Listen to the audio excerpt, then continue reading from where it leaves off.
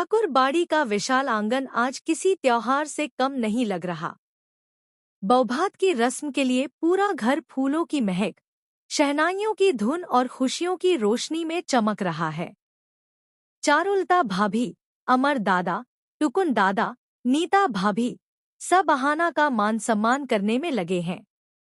अहाना की घर वापसी ने पूरे परिवार में एक नई जान भर दी है।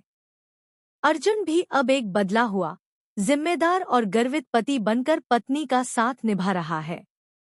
लेकिन जहां रोशनी होती है, वहीं अंधेरा भी छुपा बैठा रहता है।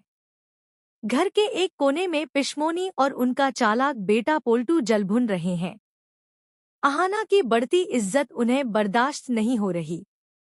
उनकी आंखों में ईर्ष्या, चेहरे पर गुस्सा और दिल में वही पुरानी नफरत उबल रही है।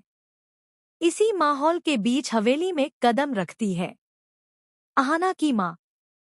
साधारण साड़ी, संघर्ष से भरा चेहरा, लेकिन आंखों में दमदार स्वाभिमान। दुर्गा देवी पहली बार अपनी समधन को पूरे सम्मान के साथ गले लगाती हैं। यह देख पिशमोनी अंदर ही अंदर फट पड़ती है। रस्म पूरी होती है। सब अहाना के हाथ के बने स्वादिष्ट पकवानों की तारीफ करते नहीं थकते।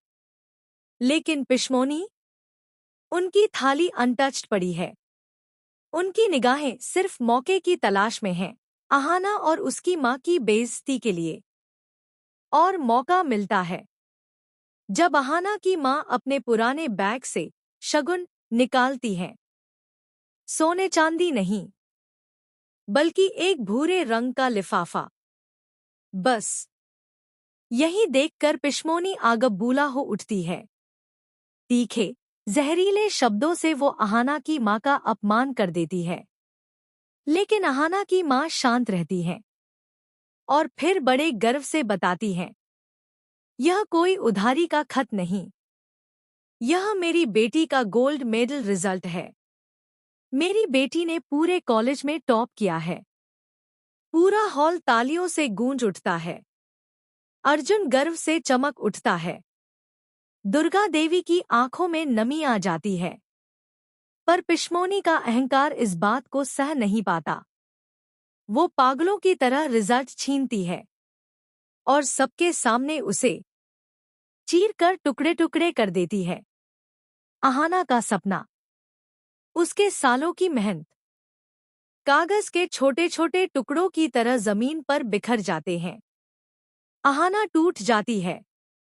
अर्जुन की नसें गुस्से से तन जाती हैं। पूरा घर सन्न हो जाता है। और तभी चटाक, एक करारा, गूंजता हुआ थप्पड़ हवेली की दीवारें हिला देता है। अहाना की मां ने पिशमोनी को जोरदार